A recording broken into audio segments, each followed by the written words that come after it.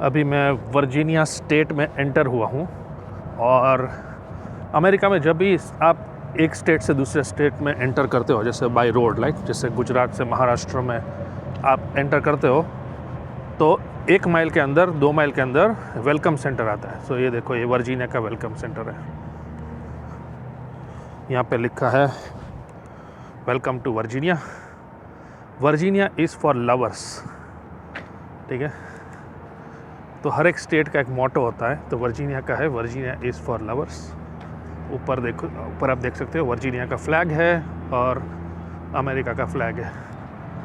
फिर यहाँ पे होता है रेस्ट रूम, बाथरूम जाना है बाथरूम जाओ, और फिर वर्जीनिया का वेलकम सेंटर है।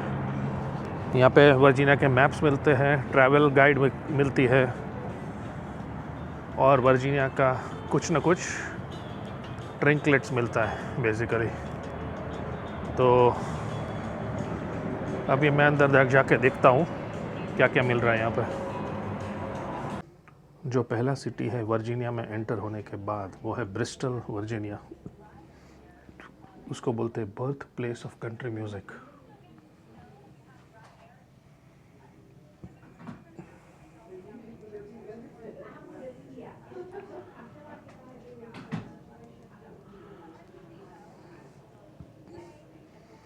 छोटा सा गिटार है।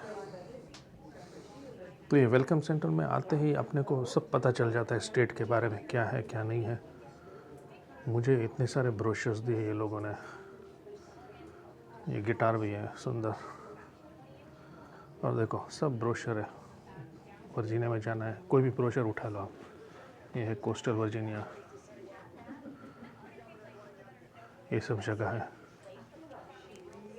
फिर ये है सेंट्रल वर्जीनिया,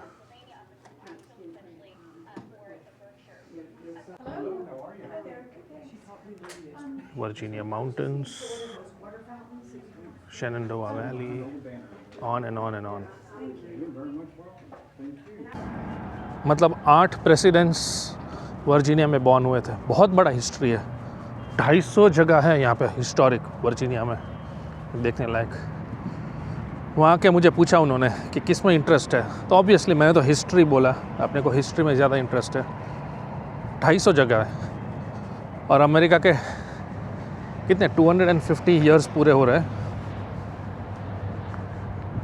तो बहुत बड़ा, अगले साल तो बहुत बड़ा फंक्शन होने वाला है। सो इसलिए 250 जगह लोग घूम रहे हैं। उन्होंने वर्जीनिया पासपोर्ट करके चीज़ निकाली है, जहाँ पे हर एक जगह जाओगे स्टैंप मार दो। 250 जगह, सोचो एक ही स्टेट में 250 जगह। गजब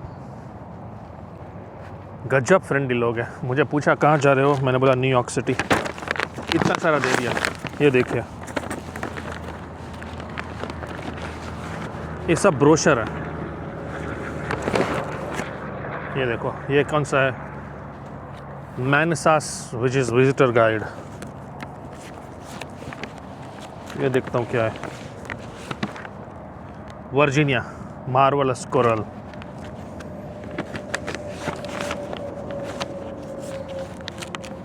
एक और देखता हूँ क्या है, अलेक्जेंड्रिया वर्जीनिया। अगर ये जगह जाओगे उसके इन्फॉर्मेशन है। ये देखो सब फ्री में। मैंने पूछा भी उनको, कैन आई पे फॉर दिस और मेक अ डोनेशन। उनको ज़रूरत ही नहीं है। अमीरों का देश है भाई, ये पैसे वालों का देश है। और वेलकम सेंटर में सही में मुझे वेलकम फील हुआ। So I love Virginia and entry अच्छी हुई है। अभी मेरे को सिर्फ आधा घंटे बाद चार्ज करनी है गाड़ी। 15% ही बैटरी बची है मेरी। तो अगर मैं टाइम पे चार्ज नहीं कर पाया तो फिर गाड़ी टो करानी पड़ेगी और बहुत सारी झंझट हो जाएगी। सो इलेक्ट्रिक कार में बहुत ध्यान रखना पड़ता है। टाइम पे खाना, मैंने खाना नहीं खाया टाइम पे चलेगा, लेकिन गाड़ी को चार्ज करना एकदम अनिवार्य है। तो चलिए चलते हैं टेस्ला सुपर चार्जर की तरफ। ये है ब्रिस्टल कनेटिकट, तो वहाँ से हम गुज़र रहा हूँ। पहला ही सिटी है ब्रिस्टल कनेटिकट। ब्रिस्टल कनेटिकट नहीं, सॉरी, ब्रिस्टल वर्जीनिया, वो पहला सिटी है। और बचपन में ब्रिस्टॉल करके सिगरेट इंडिया में मिलती थी, पता नहीं अभी मिल रही है नहीं, वो तो आपको पता होगा, लेकिन जब मैं इंडिया में था तब तो मिलती थी। तो मैंने पूछा ChatGPT को कि ये ब्रिस्टॉल सिगरेट और ब्रिस्टॉल वर्जीनिया में कोई कनेक्शन है, तो ChatGPT ने मना कर दिया, कोई कनेक्शन नहीं है। हालांकि इंग्लैंड में भी एक जगह है ब्रिस्टॉल, यूके में, उसका कनेक्शन है। तो ये अमेरिका का ब्रिस्टॉल का कनेक्शन नहीं है, यूके का है। और वर्जीनिया में मैं जब वेलकम सेंटर में गया था तो पूछा, do you have any allergy for peanuts? मैंने बोला नहीं। तो उन्होंने मुझे पीनट का एक पैकेट थमा दिया, बोला peanut used to be cash crop of Virginia. Cash crop मतलब पता है ना कि कुछ क्रॉप का डिलीवरी होते ही आपको कैश में पैसा मिलेगा, उसको कैश क्रॉप बोलते हैं। जैसे टोबैको भी कैश क्रॉप है, वैसे पीनट्स कैश क्रॉप था। और वर्जीनिया में बहुत साल मैंने पूछा व्हाट अबाउट टोबैको, तो उन्होंने बोला यस, वर्जीनिया में टोबैको भी बहुत तंबाकू की खेती होती थी अर्लियर डेज़ में। अब ज़्यादा पास्ट में जाने की ज़रूरत नहीं है अमेरिकन हिस्ट्री में, क्योंकि बहुत दुख और दर्द है उसमें। तो आप बस इतना समझ लो कि वर्जीनिया में पुराने ज़माने में टोबैको की बहुत बड़ी खेती होती थी, और tobacco used to be one of the major sources of revenue for Virginia. And आज मुझे पता चला कि पीनट्स के लिए भी वर्जीनिया फेमस है, मुझे नहीं पता था। You learn something new every day.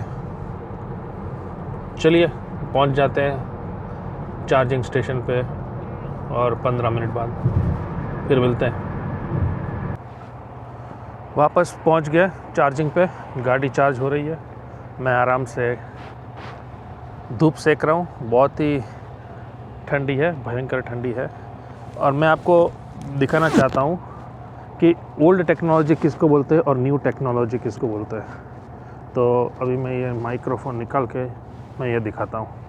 ये देखो, ये है टेस्ला के चार्जर्स, बराबर, 1 2 3 4 5 6 7 चार्जर है यहाँ पे। और ये चार्जर जगह कितनी घेरता है देखो, कुछ नहीं है, बस इतना, मतलब 2 स्क्वायर फीट जगह, 2 फीट बाय आधा feet, 2 feet by 3 feet by 1 feet पकड़ लो, ठीक है, जगह है, ठीक है। और ये पार्किंग लॉट, अगर मैं वापस जाऊंगा तो ये देखो, ये पार्किंग लॉट है यहाँ पे, राइट। तो मतलब अगर ये पार्किंग लॉट फुल हो गया और टेस्ला की कोई गाड़ी नहीं है, तो आप अपनी पेट्रोल की गाड़ी भी यहाँ पे लगा सकते हो। और बाकी सब वायरिंग इसका ज़मीन के अंदर है, ख़त्म। अभी आपको ओल्ड टेक्नोलॉजी दिखाता हूँ। इसके सामने ये देखिए, ये है पेट्रोल पंप, राइट। ये पेट्रोल पंप में नीचे बहुत पहले तो खड्डा खोद के नीचे बड़ी बड़ी टैंक होगी, बराबर, और वो टैंक के अंदर डीजल की टैंक होगी, पेट्रोल की टैंक होगी। पेट्रोल की 3 टाइप की टैंक होगी, क्योंकि अमेरिका में 3 टाइप का पेट्रोल मिलता है, 83 ऑक्टेन, 3 ऑक्टेन होता है, एग्जैक्टली मुझे पता नहीं है कौन कौन से है। तो 3 तरीके के पेट्रोल, रेगुलर, प्रीमियम और एक तीसरा है। जैसे मेरी दूसरी गाड़ी ऑडी थी तो उसमें प्रीमियम पेट्रोल लगता है। तो 3 टैंक, और फिर एक इथेनॉल का भी एक नया झंझट है। तो 4 टैंक ज़मीन के अंदर आप डालोगे, राइट। फिर हर हफ्ते, हर 10 दिन बाद बहुत बड़ा टैंकर आएगा और वो टैंक को भरेगा नीचे। मतलब आप एक एक्सप्लोसिव बॉम्ब के नीचे आप पेट्रोल पंप होता है, सब पेट्रोल पंप, राइट।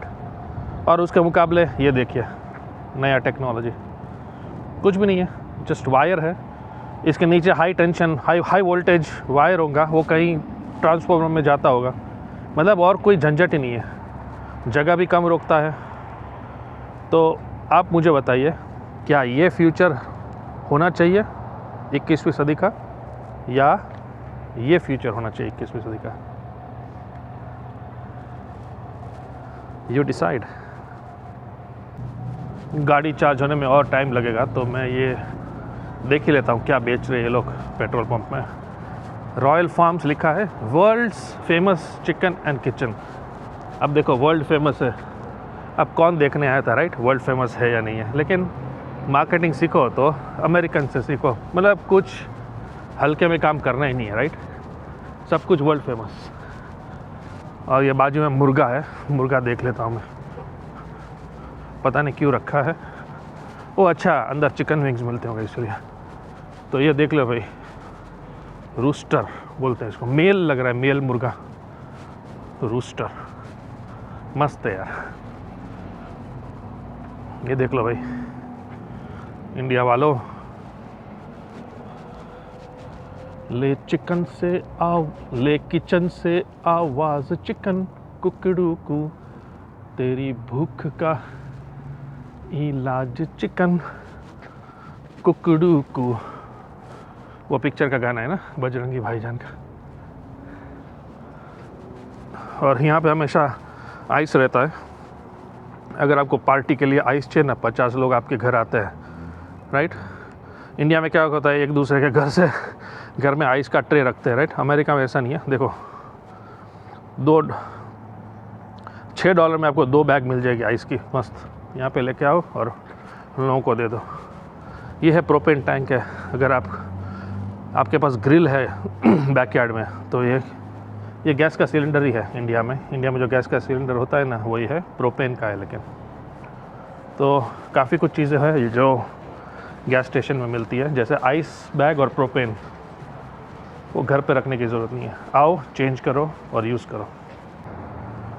तो मेरा एक दोस्त था, वो जब हम अमेरिका में नए आए थे, तो वो अच्छी गाड़ी के आगे फ़ोटो खींचता था वो, क्योंकि पैसे तो थे नहीं। हम 1 घंटे का $5.5 मिलता था हमको कमाने का। 1 घंटा काम करो, $5.5 पगार मिलता था। तो कहाँ $5.5 और कहाँ महंगी गाड़ियाँ। फिर जब उसको नौकरी मिली और मैं उससे मिलने गया और गाड़ी के आगे फ़ोटो लेने में गया, तो उसने बोला 1 मिनट, और उसने ऐसे गाड़ी का दरवाज़ा खुला रखा है ऐसे, और फिर फ़ोटो लिया। मैंने बोला, तू ऐसे क्यों कर रहा है? उसने बोला कि यार, अब तक मैं हमेशा दरवाजे बंद होते थे, वैसी गाड़ी के आगे फ़ोटो लेता था। आज मेरे पास खुद की गाड़ी है, तो मैं चाहता हूँ कि मैं दरवाज़ा खुला रख के लूँ, ताकि लोगों को पता चले ये मेरी गाड़ी है, किसी और की नहीं है। गैस स्टेशन में गया, मेरे लिए तो कुछ खास है नहीं। चिकन की क्या स्मेल आ रही थी, जैसे मैं एंटर हुआ, फ्राइड चिकन की खुशबू पूरे गैस स्टेशन में है। तो अगर आप चिकन खाते तो आपको बहुत मज़ा आता है यहाँ पे रॉयल फार्म्स में। जनरली मैं रेड बुल लेता नहीं हूँ, लेकिन आज ड्राइव करना है तो मैं रेड बुल पी रहा हूँ। ये $4 का है यहाँ पे, मतलब 400 रुपये पकड़ लो, तो 400 रुपये का रेड बुल है। इंडिया में पता नहीं मिलता है या नहीं, मिलता तो होगा ही, पता नहीं कितने में मिलता होगा। ऐसा समझो, ये एक रेड बुल पियो या 10 कप कॉफ़ी पियो, दोनों एक ही है। इसमें बहुत सारा कैफ़ीन होता है। खासकर बच्चे लोग जो वीडियो गेम खेलते हैं, जिनको सोना नहीं है, जो 12-12 घंटे जिनको वीडियो गेम खेलना होता है और कंटिन्यूसली उनको फोकस करना होता है, क्योंकि वीडियो गेम खेलना मतलब दिमाग बहुत जाता है, तो ये लोग एनर्जी ड्रिंक्स पीते हैं। खैर, मेरा तो कुछ वीडियो गेम है नहीं, मुझे तो सिर्फ ड्राइव करना है, फिर भी एक ले लिया शौक के खातिर। तो अभी ऑलमोस्ट गाड़ी चार्ज हो गई है, so now I am going back on the road. मिलते हैं अगले स्टॉप पे।